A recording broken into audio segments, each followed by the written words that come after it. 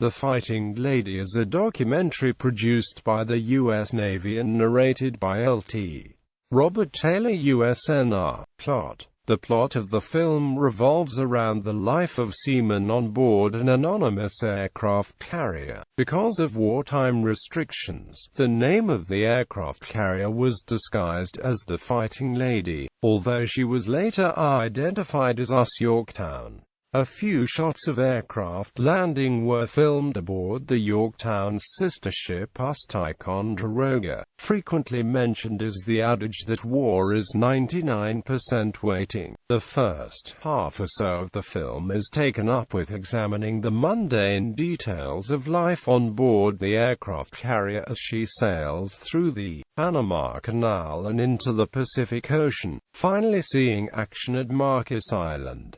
The film provides aerial views of a series of airstrikes at Japanese bases in the Pacific Theater. Following an attack on Kwajalein in early 1944, intelligence reports that an armada of Japanese ships is massing near Truk, a major Japanese logistical base in the Carolines. The Fighting Lady and some of her task force are sent on a hit-and-run mission to neutralize it and return to Marcus, but not to attempt a landing. Once the ship returns from the massive two-day Truk raid, it is then sent to the waters off the Marianas and participates in the famous Marianas turkey shoot. At the very end, some of the servicemen who appeared in the film are reintroduced to us, and a narrator informs us that they have died in battle. Production. The film uses Technicolor footage shot by gun cameras mounted directly on aircraft guns during combat.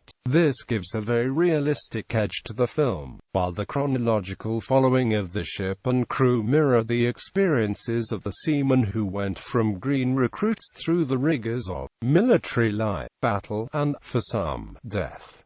In his autobiography Black Sheep, U.S. Marine Corps pilot Gregory "Pappy" Boyington claims that the film briefly shows the small pit in which he and 5 other prisoners of war took cover during the Truk raid. Boyington had been captured by the Japanese and was being transported to a prison camp on the Truk Islands when the raid began. Boyington writes that the prisoners, tied and blindfolded, were thrown from the transport plane during a hurried landing, and that one of the Japanese captors saved their lives by throwing them into the pit, where they survived without harm. According to Boyington, the film also shows a crater from a 2,000-pound bomb that landed just 15 feet from the pit. Due to her fighting heritage, and to honor all carrier sailors and airmen, the Yorktown is on permanent display at Patriots Point in Charleston, South Carolina. Alfred Newman's musical theme originally appeared in Vigil in the Night and was reused in Hell and High Water and in many 20th Century Fox film trailers.